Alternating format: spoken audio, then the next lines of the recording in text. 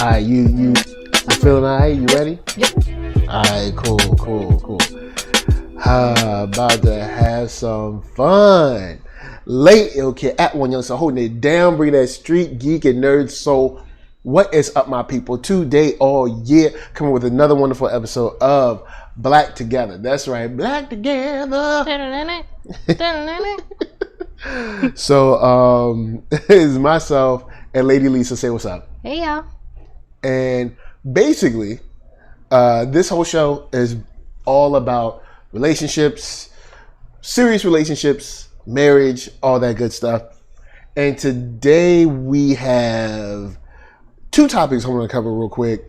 One that you brought and one that I brought. Mm-hmm. Who do you want? You know what? Ladies, go first. I want you to talk about your first topic. What did you want to bring to the table? Which one did I don't remember which one. Remember the paternity stuff? Oh, yeah. So, was it something we were watching? Yeah, it was someone breaking down a video of this guy finding out that he wasn't a father of the lady he was with or married to or something. Yeah, I remember now. And some people were stating that this was staged and it was a skit, but either way, it's not like it doesn't happen. Yeah. So anyway, there was a video, some of you may have seen it, where there was a man who was confronting, I don't know if it was his wife, girlfriend, I'm really not sure. But it was her birthday, and so he was acting like he was giving her a gift. But long story short, he gave her the results of a paternity test. Yep. Disguised as a gift. That showed that he is indeed not the father of her daughter. And she led him to believe that he was. And so he told her that her and her daughter had, I believe, 30 days to get out of his home. And so she's like, why are you doing this to me? And all of these things. And I'm like, why are he doing this to you? This is craziness. So I wanted to talk about that and the fact that this does indeed happen to men, and just different things in terms of paternity. And you watch a lot of paternity, like them court shows. I don't watch a lot of it. I watch clips of it. I can't. What is this on television? It's some kind of ad. Just don't worry about it. Okay. Yeah, and just to kind of, it made me think about also that part in Greenleaf when Carissa was like, you're not getting joint custody, and then she's like, oh, I'm gonna let you have joint custody. I'm like, it's not a dog. Yeah, we're talking about a child. This isn't a blanket or a dog. This is a child. You both created this child, and he should have as much right to this child as you do. And so I just kind of wanted to talk about that whole subconscious feeling of entitlement that mothers seem to have when it comes to custody of children, and actually that attitude that courts seem to take in terms of a mother having automatically more right to the child than a father does. Yeah. And what's up, RX3? We see you in the chat. Yeah, we already covered the fact that many people came in and said it was staged. But it is indicative of situations that people have actually experienced and witnessed. Maybe not the whole birthday part, but finding out that a child that you thought was yours ain't yours. I know two people personally that has happened to. We've read stories that actually have gone to court about people that has happened to, like in other states and stuff. Some have gone viral, some haven't. But there is this idea of like, what should you do? What responsibilities should you feel like you should have? Or or should it just be all around wrong to tell someone to leave? And of course, the guy that was breaking it down was talking about how men in general, they bond with the kid. Of course. They love that kid. Of course. And a lot of the young ladies that were responding were saying, look at what he's doing to that child. But conversely, you could say her mom did this to her. Absolutely. you know, absolutely. With now, because you've based this whole child's life on a lie. Absolutely. And sooner or later it'll come to light and she'll be devastated. Yeah. You know what I'm saying? Because whether it's a case of, you know, the woman cheated, you know, or it's a case of they weren't really in a relationship and she was just having sex with different guys and she knew that there was a chance he wasn't the dad, she never said anything, or she knew that he wasn't the dad and she never said anything. The whole thing is built on manipulation, because I think what happens sometimes is if it's a case where, you know, they're not together really, they're just kind of, you know, doing what they do, and she knows it's more than likely not his kid, but he's the responsible one. He's the one who has a job. He's the most responsible cat. Yeah, he has. Out of all the dudes you've been dealing with. He has a job. I mean, I really do like him, even though we were kind of just doing our thing. And I like him enough. I want him to be the father. Yeah. Right? So I ain't gonna say nothing and just let it ride. And actually we had we got into it while we were doing Greenleaf, but we got into, what's my girl's name on Queen Sugar, which is kind of a similar situation where you have this guy that has been raising your child for X amount of time, thinking Blue it's his. And Blue, Ralph Angel. Ralph Angel thinks Blue is his. Mad time. Man. And find out Darla been telling them lies. But on this, I'd like to say that in my mind, we should be able to step back to a certain degree and say, once this information is known, whatever decision the man makes should be up to him without any kind of shaming or clowning. Because I've seen men clown other men that find out and then stay. You know, like, you know, you're soft, or you're going to let her push you around like that, or you're a sucker, whatever it is. But then on the other side, if a man's like, hey, I just found this out, I don't want to be involved with it, I'm gone. Then there's this sort of shame as if... How can you just up and leave this child this way? Almost like you're the deadbeat dad. When it's like, no, I've been manipulated for the past, I don't know, 1, 2, 3, 5, 10 years, who knows? The guy in my memory that I know personally, or two men that I know personally that has gone on, one kid was grown and already out the house. And then I have another friend whose kid was 10, 11-ish. So, you know, you got a situation where it's like your kid grown, done with college and everything. You know what I'm saying? And there has to be a opportunity for frustration, I guess, surrounding this situation to kind of like be experienced. Because it seems like in these situations, a man, you know, whether he's an old man, young man, you know, whatever, will say, I'm mad about this. I want to go. I want to leave. I don't want to be around you, blah, blah, blah. And like we said, the shame kind of comes around where it's like, how dare you leave? Yeah. You know what I'm saying? And, or, you know, how can you leave? Because now, you know, you're tied up. Maybe you're married and things of that nature. And how do you navigate those things? And I think that this is a decision, even though we as kind of like people on the outside looking in, since we're not experiencing it, I do think this is a situation that should be more on the personal side. Because, you know, when you have folks weighing in, I mean, there are certain societal contracts that we buy into, like, hey, we're not going to run around the street just murdering each other. Well, I guess we'll let that one slide. But you know what I mean? There's certain social contracts like, I'm going to get my car and drive down the road on the correct side of the road. I'm not going to crash anybody. That's kind of the idea. But then there's certain things that I do think should be personal choices. Like, if a man decides to stay or go after finding this information out, men shouldn't kind of, I guess, strip away his manhood, I guess you could say, for staying, or at the same time, his dignity or his honor shouldn't be stripped away from women for leaving. Right, because the thing is this, I think for probably a good amount of men, depending on, I think a lot of it has to depends on how old the child is. True. Because that determines how long, you've been the father and how much bond you have.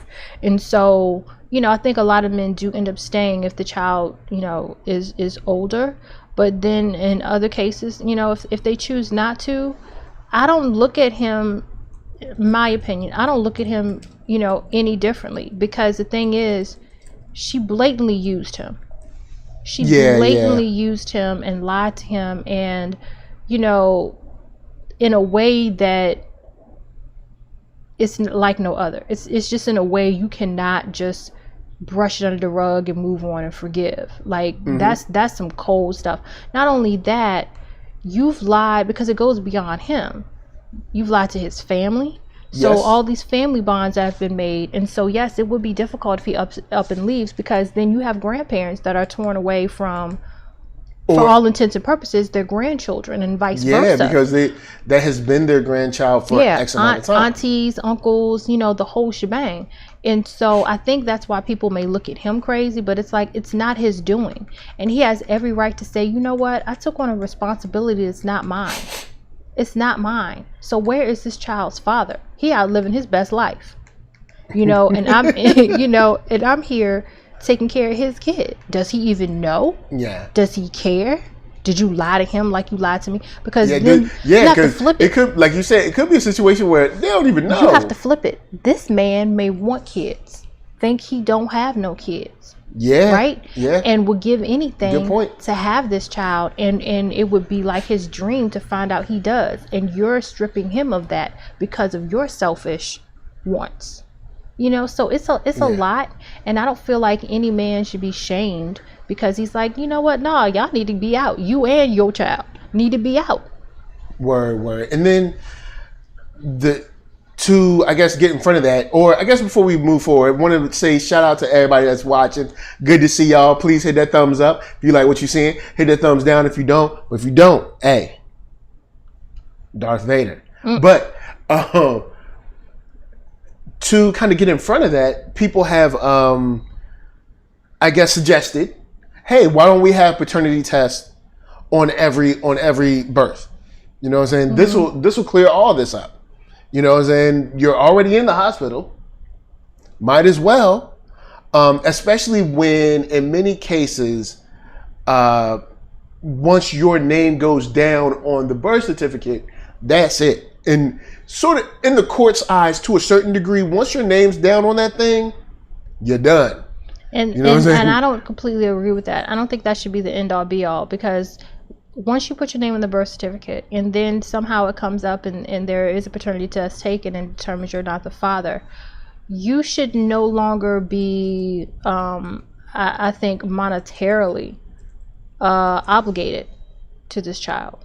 I just don't believe you should be. I mean, I guess it could really depend on some circumstances, but in general, why? Go after the biological father.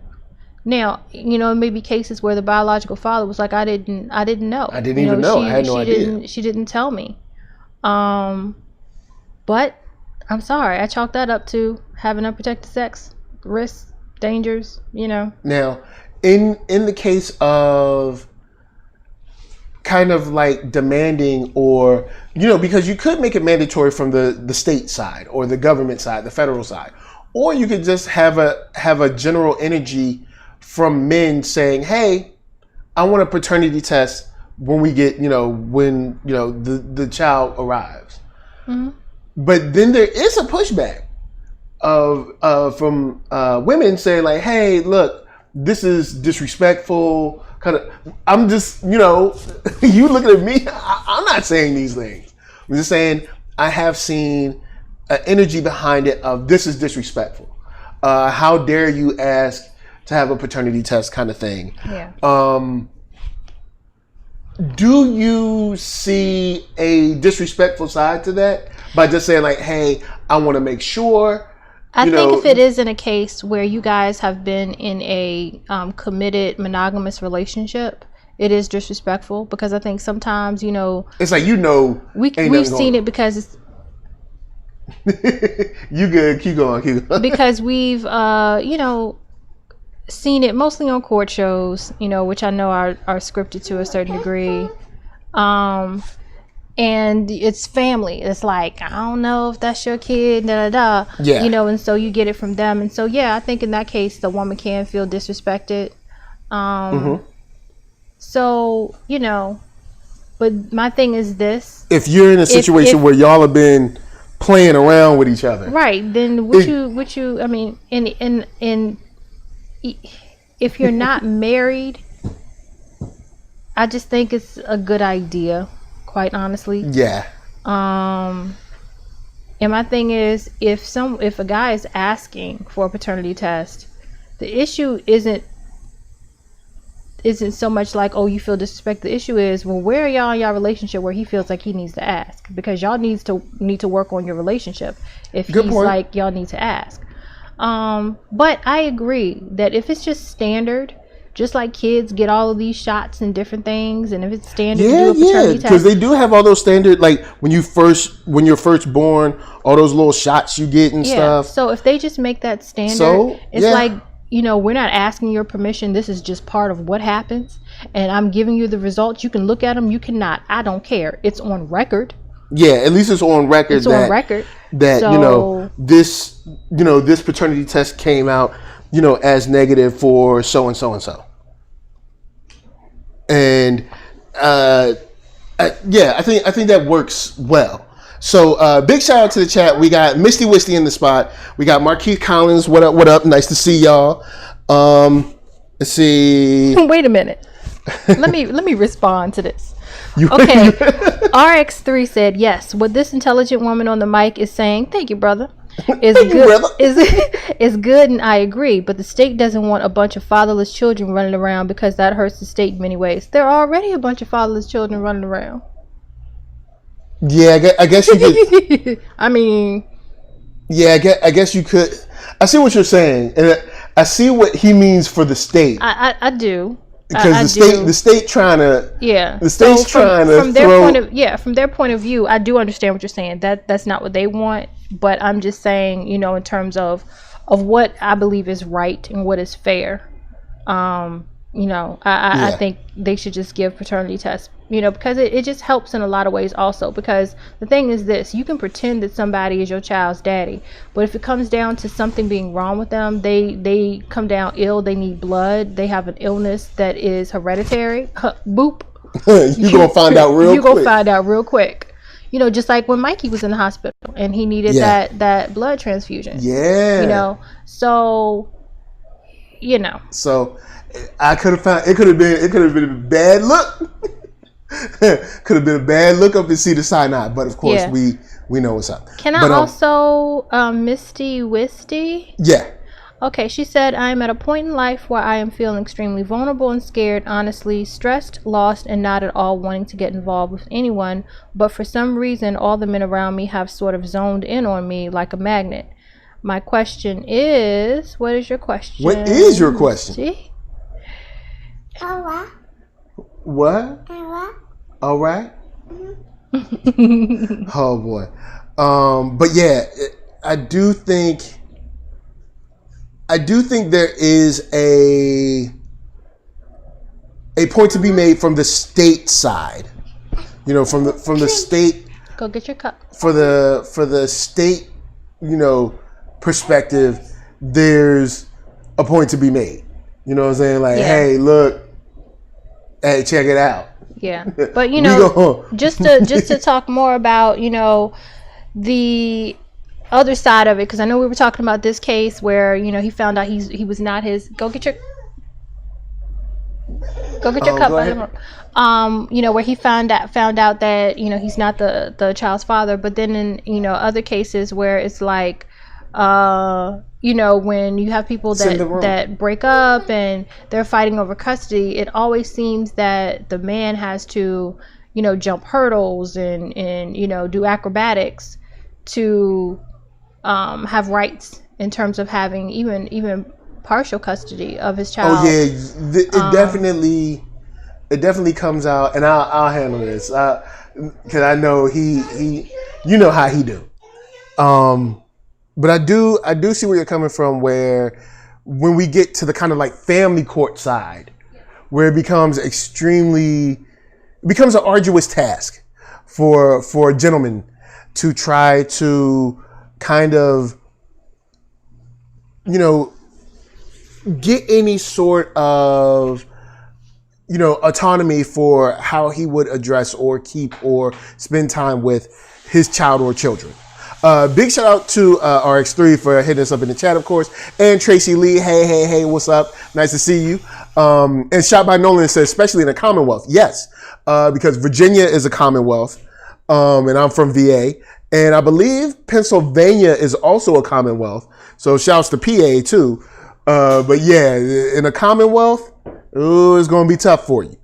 And let's see, Markeith Collins said, at work, you know, sweating, working hard. Yes. You know what I'm saying? Work hard, you know, doing your thing. Thank you, you know, Markeith Collins. I know sometimes people don't say thank you, but thank you, because I know you out there grinding, doing your thing, trying to get your work done, looking at the clock, hanging out, chilling with us, spending your time with us.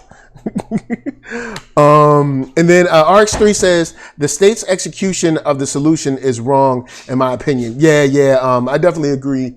With that, because unfortunately, when it comes to ideas of like family court and paternity, the state, you know, or the, you know, local government, federal government, whatever, uses more of a hammer when I think a scalpel is necessary in situations like this. And all it does is sow more resentment and more deceit, and more maybe manipulation at times around the issue, instead of helping to clear up the issue on all of the people surrounding what's going on. So Lisa, Misty Wisty came back in and said, my question is, do men sense this about women they are around and instinctively chase after the wounded prey? And how do I stop this? I was already going to say that before she asked the question. I was going to. Yeah. So Lisa will be back shortly. She got you. She got you. She coming through. You know what I'm saying? We got, you know, there's certain people that, you know, they you know, you can't make them be patient for nobody. They, you know, the way they do. Not naming no names, but they're 3 feet tall. Yeah, you know, and they got baby shirts on. Okay. But go ahead. But yes, I was actually going to go that route before you got to your question, but I didn't want to assume what your question was. And so I actually was going to say, if you're feeling all of those different things, I think you inadvertently, you know, show that in however you are carrying yourself and the look on your face and whatever those things are. And so, yeah, you know, that can actually attract certain people, certain men who may actually be trying to kind of feed off of that. Mm-hmm. So my suggestion to you is, with all of these things going on with you, you do need to take some time for yourself, whether it be, you know, counseling, prayer, meditation, whatever it is that you do or find that works for you, to kind of, you know, work on you. You know, figure out what's going on with you, how to get those feelings into check, you know, how to feel more at peace and centered with yourself. Because if you do try to date in that state, it's just not going to work out well. And so I think, you know, you're right. You don't need to really date right now, because there's something going on with you, and you want to make sure you're together and in a good place to make good decisions about who you're dating. And, you know, not be in a place where you're looking for somebody to fix you. You know? Yeah. And even, oh, no, go ahead. And I was going to also say, and it's also not fair to that person that you're trying to date, where they're inadvertently kind of getting part of you and maybe not getting the real you because something's going on. So that's my thoughts on it. And then also being wary of those that like to fix people, even if it comes from a good place. A man that, wants to fix a woman, help her get back to, find the wounded bird and help her fly again.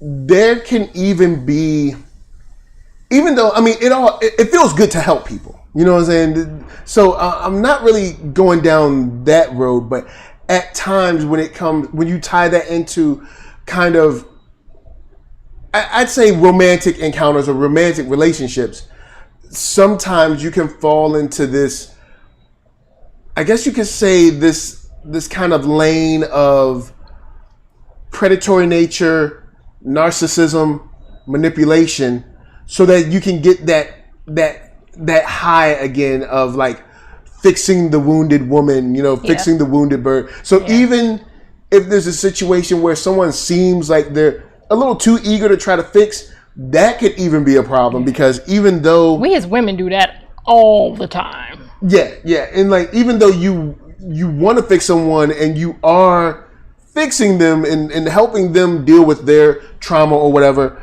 you could inadvertently be, stepping into, encounter with them that is not healthy for you, definitely, and them either. But shout out to Marquise Collins. You know what I'm saying? More power to you, bruh. You know what I'm saying? Brothers with the baby cups. But yes, Missy, thank you for hitting us up. Yeah, and I want to go to that last part. You said, and how do I stop this? Are you saying, how do you stop these guys from coming at you? Is that what you were asking? Yeah, because I don't know. Yeah, I wonder what you mean by that. I guess I'm guessing, but we'll see. Just keep on commenting. We'll see. But the next topic I wanted to jump on is Mommy. Yes, baby. Children, especially this is in our community, being raised for marriage. We saw a video from what up, Jenna James in the spot. What up? We saw a video where this man was talking to this young lady about her kind of like prospects in the dating market and how she felt. How she felt about herself, her future, what it would be like to be married or, have kids, things like that, and what it would take. And he started kind of getting into her background, things of that nature. And long story short, he made a statement that made me think about something that I don't think I've thought about maybe ever. But, he said that her mother didn't raise her. Her mother didn't raise her to be a wife. So we'll stop on that real quick and get to Misty's comment. And I'm sure you see Misty's comment, so go on in. How do I stop giving out the come get me alert that I guess is going off from me? That's just gonna take time. As long as you're in whatever mental and emotional state you're in right now, that it's going to take time for you to kind of get out of that. But in terms, so guys will come at you. You just have to be conscious of look, I'm not dating right now, thank you, but no thanks, as of right now, because you really need to focus on you, because you want to be in the best place emotionally and mentally to date, again, to make a good decision in who you're dating. And then you have to ask yourself, if you feel like you're giving off the vibe of being, broken, why do they want you? Right? So if a guy, if you feel like he can see that in you and he wants you, you need to step back and be like, well, why is he looking for somebody that's like that? Why does he not want to look for a woman who is whole and in her best place? So you have to kind of look at, what his intentions are and where he's coming from. You know what I mean? Yeah, so definitely. It's nothing you're going to be able to do about that, because those guys are out there. they're out there. They're going to be out there. They're going to be looking. They're going to approach you. It's up to you. I always say, Michael, what I always say, nobody is more responsible for you than you. So you have to protect your heart, take care of yourself, get yourself at a good point, and there you go. Yeah, because I've told you about many times where I've seen it being out whether I've been at restaurants, I've been at bars, I've been at clubs, and I've seen very, very, to the point where I said, like, I've had to follow some women just to let those guys know, like, there's people out here watching you. Yeah. You know what I'm saying? Like, you know, like, got to clear your throat or, like, make some noise, be like, hey, you know, there's other people here. Yeah. You know what I'm saying? And so those guys are always out there, but don't fall into the trap of feeling like you need someone. I mean, not to say that we don't need. Oh, they trying to come and get us, y'all. Trying to take us brand down. New sirens on that. You know what I'm saying? They trying to take us down. Not to say that we don't need each other. We definitely need relationships, but needing a romantic relationship or even a relationship where someone is expecting romance, that's not always what we need. Yeah. And I know too. You know, probably. Well, yeah, sometime before you and I actually met, I had gotten to a place where I was like, look, I need to stop dating. I need to stop dealing with dudes because I was like, what's going on with me? If I keep attracting these dudes and things don't work out and it's the same issues I'm dealing with, which each is a different dude, but the same dude. You know what I mean? So I had to step back and say, well, what's going on with me? What am I doing? Because I was the common factor. So I had to kind of just sit back and be like, okay, I have to figure out what's going on with me. I have to get my mind and everything together because I don't want what I've been getting. And so if I wanted to attract a different man, I had to, for lack of a better word, put out different bait. You know what I mean? And so I had to kind of step back and get that together. I had to look at me and realize there's something going on with you. You need to get yourself together or you're going to continue the same pattern because I knew I couldn't continue to date while I got myself together. That won't gonna work. Yeah. That just wasn't there's going to be a tough situation to try to like trying to like fix a car while you're driving it. Usually it doesn't work that well.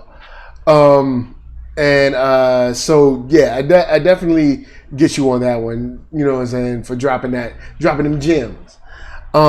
So back on the statement that I was saying, the man told her that her mother had not raised her to be a wife. And I never thought about it like that. Because of course we want to, teach our children to be men and be women and be secure in themselves and be disciplined and be responsible, have character, be honest and things of that nature. But it hadn't even crossed my mind, or I hadn't even thought about it in the past of, are we raising our sons to be husbands? Are we raising our daughters to be wives? Now, of course, this conversation was more in the context of meeting men, marrying men, kind of competing in the dating realm, and what men that are looking to be married are expecting or looking for. So that, just letting you know that the concept of that situation is already kind of there, but the interesting point is, if I were to look at many of, because, it was more framed of like what these women or those women do, things of that nature. And when I think of at least the women I was surrounded by, and, many of my friends were surrounded by, those mothers, not maybe on purpose, but those mothers showed their daughters how to work, not really how to be a wife, because unfortunately you in the rat race, you don't get time for that. Or sons, for me in my case, for a good amount of my life, my mom was a single mother. So my mom can't show me how to be a husband because she's not a husband. And unfortunately, other kids that I grew up with, sans a couple, fathers weren't there. And even if they were there, were they consciously making an effort to teach their son how to be a husband? But I don't think you have to consciously do that. You do. And not saying that you have to like put it on your calendar, but you have to make sure that you're just like part of like where we instill our values. More than just being like, discipline, respect. restraint, stuff like that. Also, like, husbands do this. This is what I do as your dad. This is what I do as your mom's husband. This is, usually we don't really have those conversations. Right, but what I was going to say in terms of that is that, it doesn't have to be a conscious thing per se.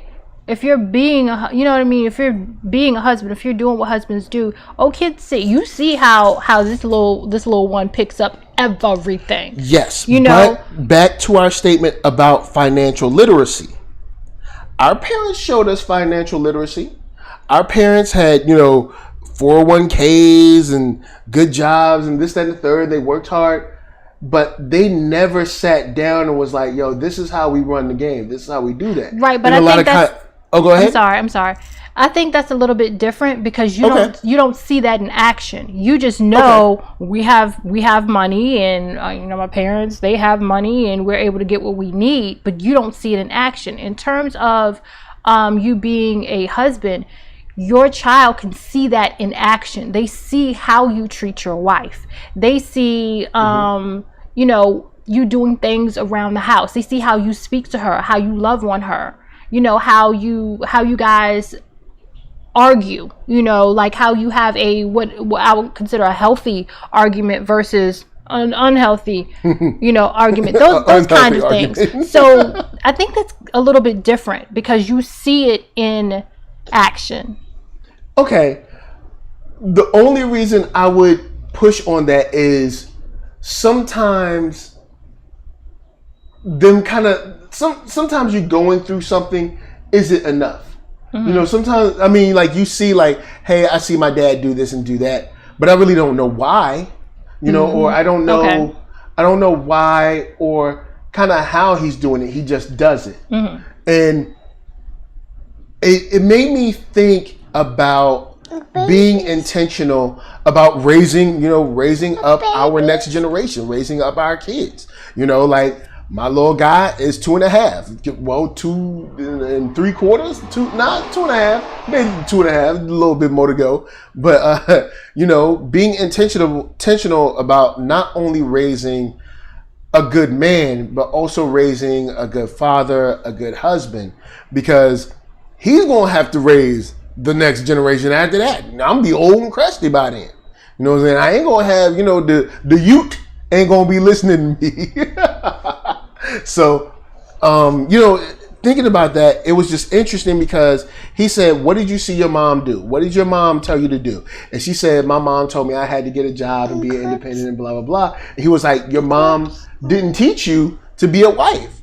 You know what I'm saying? So now you're out here competing with women to be someone's wife when you're kind of ill-equipped maybe not ill-equipped, because it's not that you can't be a wife, but having that time, you've spent a lot of that time working to support yourself and only yourself, and now you're coming into a situation where you need to be part of a group and actually nurture that whole group.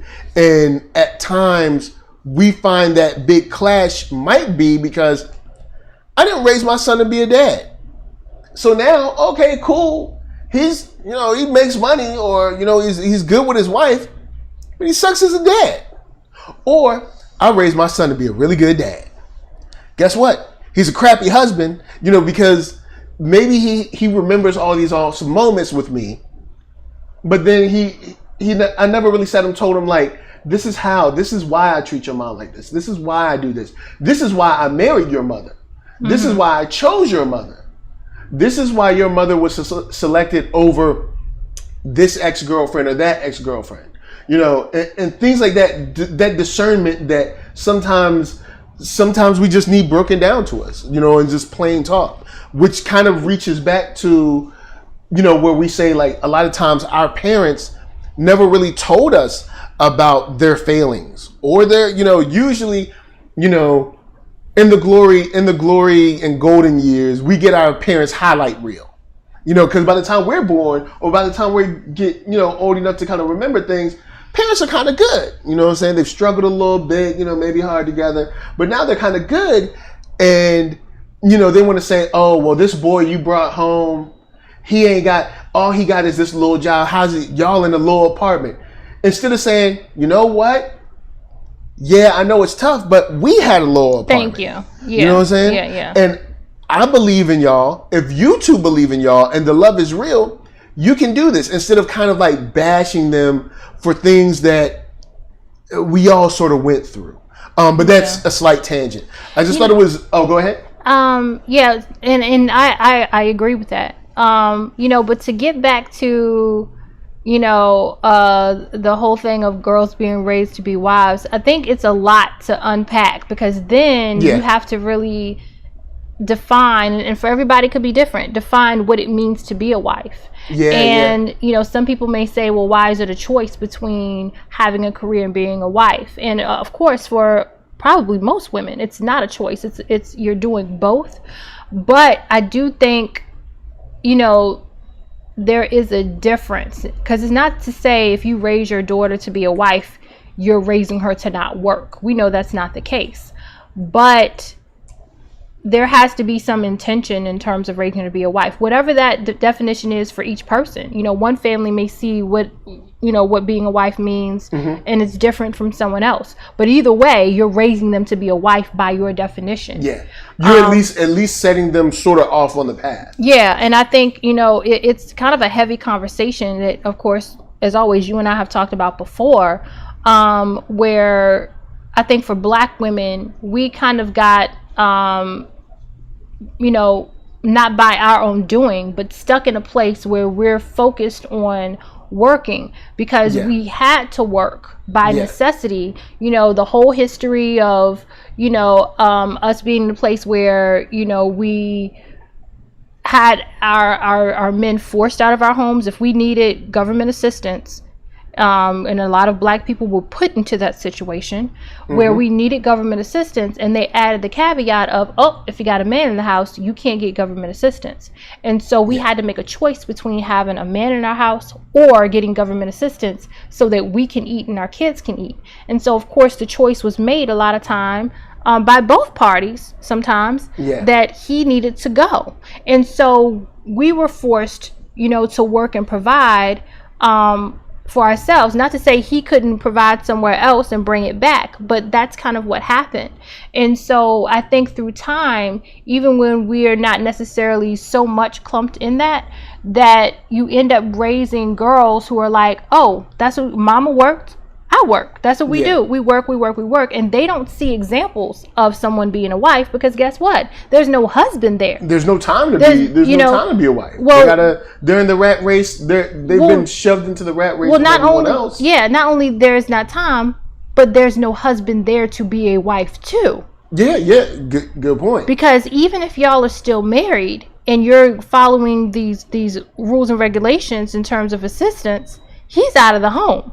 So how, you know what I mean? So how are you being a wife to him, and how are your children seeing this? Not to say everybody was in government assistance, but I'm just giving some of the history of what we've gone through as a people more so than others. Yeah, and so that just kind of carried on. And we say this with the caveat of knowing, hopefully the whole class knows, the Black family has been under attack since we set foot on this country. Right. So we're saying these things like, yes, we understand this. We're just saying in the cases where you can, we have to make sure that we can train up our sons to be ready, because being a husband and a father ain't easy. Being a wife and a mother ain't easy, and especially in a society that is increasingly pushing people to run whenever something gets hard.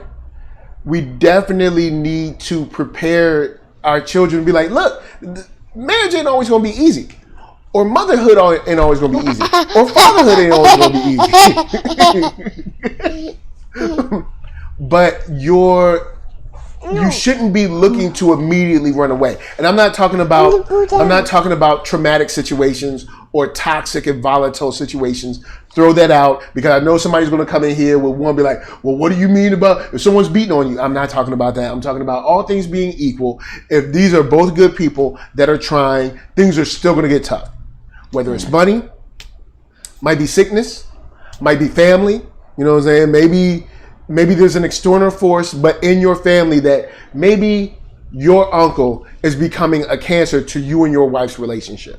You know what I'm saying? That can still be an issue that will make you very contentious with your wife, that you have to fight with or fight about, or your brother or your sister or her brother or sister, whatever it might be. And being able to find that way back to each other, being able to hold strong when it does get rough. Because, of course, part of being a husband is caring for your wife. So, for instance, let's say you're a husband, and of course, we got the Instagram lifestyle. So you're like, oh, we're gonna be fine and young for the rest of our life, wearing bikinis and tank tops and stuff. It's gonna be beautiful for the rest of our lives. And your wife gets in a car accident and she's paralyzed. Man, I don't want to push her around all the time. I don't want to feed my wife all the time. I don't want to have to bathe my wife all the time. Well, then you weren't really prepared for the real tough times of being a husband. You know what I'm saying? Like because those things can happen. Mm-hmm. You could lose your sight, lose your hearing. There's many things that happen that are day-to-day accidents that make you have to actually care for your mate in ways that you might not have thought you would have had to. And those things can be they can make you struggle, with tons of decisions. Yeah. But being able to know those things can come, and having the wherewithal to be able to pull back or pull on a resource and be like, you know what? I knew something like this could happen. Let me prepare myself to go through it instead of preparing myself to just like, well, I need to cut and run. I didn't sign up for this kind of thing. And that's a good point. But I think, even just focusing on the everyday thing, mm-hmm. that everybody will have to go through, because those things can happen, but, that is an extreme. And so the everyday thing of being a husband or being a wife. And so getting back to, the question of, are we raising our girls to be wives? And we can even add the caveat, are we raising our boys to be husbands? Mm-hmm. I think it's something that everybody can just really think about. I know for me, without my mom really even ever sitting down and talking to me about it, I saw it. For me, I saw it. So, because I know for her, the big thing was having a meal ready. It was always about having a meal ready, setting the table, having the table, looking nice on a regular basis, not just for special occasions, but for dinner, we set the table, and everything, and have the meal, look nice, and especially on Sundays, and of course, especially on, special occasions, the whole thing of, making sure my dad, was served, and had his food, making sure everything was how he liked it. Of course, it was a typical house where dad had his recliner, and you knew that's his recliner. That's his chair. If he's not here, you can sit here. But if you in that recliner, he come downstairs. If he open that door, he don't need to tell you to move. Better not nobody be in that chair. It's an automatic. You move. And if he has to ask you, he looking at you like, why am I having to ask you? Why do I have to? Who is in my chair? Why and why? Whose butt print has replaced my butt print? Well, no, not even that. He didn't mind that. But if he's coming in the room, that's his chair, and so it's out of respect for him as head of the household, and it was, the thing she did was out of respect for him as her husband, and so my mom took pride in making sure the house was kept up, and making sure that. He had the clothes that he needed, because how y'all do sometimes. Y'all don't think about your clothes and you get ready to go somewhere, and y'all look like who done it. My luggage. Yeah. So it's like all of those things, and it's not to treat you like a child, but that's just something women will do, because it's like, okay, you need new shirts, you need new undershirts, you need this, that, and the third. Look, so I'ma tell you, that's all part of being a wife. Your boy be trying to hold on to shirts. That ain't somebody in this house that be ain't like hold shirts no more. Somebody in this house be like, that shirt gotta go. I'd be like, but that's my shirt though. It's not a whole shirt anymore, sir. I'd be like, look, why are you trying to throw away my shirts? It's not a whole shirt anymore, sir. Why are you trying to throw? What's wrong with these socks? There's more parts of this shirt that are missing than are there. Okay. or be like, this is a married conversation. These drawers ain't that bad. Like, these drawers ain't. But they ain't that bad. They gotta be thrown away. If you have to say something ain't that bad. Yeah. Oh man. But onto Jenna James examples. To a certain degree, even after my mother was married, my father drove a big rig, drove truck. So he wasn't home a lot. So during my time, and this might sound weird and or funny, but I learned a lot of fatherhood from, Fresh Prince, from Cosby Show, from The Parenthood, from Moesha, from, any of those like black sitcom dads, that we had along the way. Because without them being there, I didn't have that lesson, and at that time, I didn't have the relationship with my biological father that I kind of needed. And I know what you're talking about, like seeing things, but for men, in many cases, we like something said. Say it. Like, yes, I see it and I've experienced that's cool, but say it. Say what you want. Say what you want me to do. Say what I should do. Say those things. And I think we have to be very verbal. Family Matters is another one. Shouts to Carl Winslow. You know what I'm saying? Carl Winslow doing his thing. Mind his business. Straight up on the beat all the time. Coming home, taking care of kids. Even help Rachel make all those pies or something that she had to make for the... Remember, Rachel had to make a whole bunch of pies. Okay, even helped her out. I'm just saying, that's the things that I had learned. And making sure that we open our mouths and say what our parents did not say to us and kind of left to interpretation, because we covered this in Lovecraft Country when I was talking about that moment where between the uncle and Atticus, where they were talking about, him being beat on.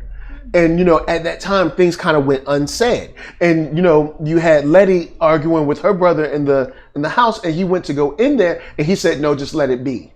Yeah, he said that's their family matter. And and in many cases, our culture around family, for better or for worse, has been very nonverbal. It was kind of things went unsaid. You just understood and you let it go. You got a family where there's a baby over here and ain't nobody said nothing about the baby. You're wondering about the baby. Everybody sees the baby, but ain't nobody saying nothing about the baby. And not saying that we have to put all of our business out for contentious reasons, but we do need to speak to our children, especially our direct children, maybe not our niece or nephew. Their parents will have to handle that at times. But for our children, we definitely need to open our mouths and say, I went through this. These were my pitfalls. This is what dating was like. This is what I screwed up. This is when I did this. This is, instead of kind of showing the end result of being a husband. Mm-hmm. No, I had to do this work. You know what I'm saying? I was selfish. I had to stop being selfish. Or I was this and I had to stop being this. Or I had to become this to be a husband. You know what I'm saying? You saw me and your mom just chilling. There's a lot of work behind me and your mom just chilling. Or there's a lot of patience behind me being your dad or whatever. You know what I'm saying? And I don't think we actually say it to our kids to prepare them for a life of marriage. If you want to be married. If you don't want to be married, then actually I don't even know why you're here on the show. But I don't know. You know what I'm saying? Well, we're talking about raising kids to be married. If you ain't gonna be married, you ain't gonna have no kids. If you're not planning to have kids. If you're not planning to have kids, then technically this conversation means nothing to you.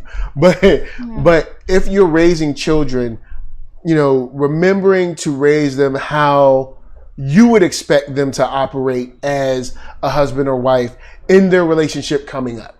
And just something for us to all think about and continue to talk about. Because I think a lot of times we don't talk about these things or even think about these things. Because when he said your mother didn't raise you to be a wife, I was like, I never thought about that. And then I thought about what in, of course, the rat race that America puts black people in. So I know black men have to go through this and black women have to go through that and blah, blah, blah, blah. So it's like, well, yeah, because in many cases, black women don't have the time, or black fathers don't have the time to teach this, and then, because we're so busy doing this. So then you get, you become, I want to be a dad, or I want to be, I want to be a father, I want to be a man. But my thing is, you're like, oh snap, I missed a whole bunch of lessons I could have gotten because things go unsaid. Yeah, but I think the thing is, or they just expect you to pick it up. Yeah, but I think the thing is, if you are going to be a father, if you are actively there as a father, if you're actively there as a husband, I think it's your duty. It's part of what you do. Period. You know, if you're raising a son and you want to teach him to be a good husband, it's part of there just got to be time for that. You know what I mean? It's certain things. Yeah, I get you. It's just, like I said, even through all this time, I had never thought about that. Mm-hmm. So yeah, it's my duty, but I never even thought, it never even crossed my mind that was my duty. Mm. The things that crossed my mind were being respectful, having discipline, having restraint, being able to control yourself, control your thoughts, being able to articulate your stances, being honest, being genuine with people, caring about folks. But I never really thought about like, oh yeah, he gonna be somebody's daddy one day, and you're gonna need more than just be like, have discipline. You're gonna be a daddy, like things like that. But guys, that's and shout out to Locusts in the house. You know what I'm saying? What's up, fam? Nice to see you.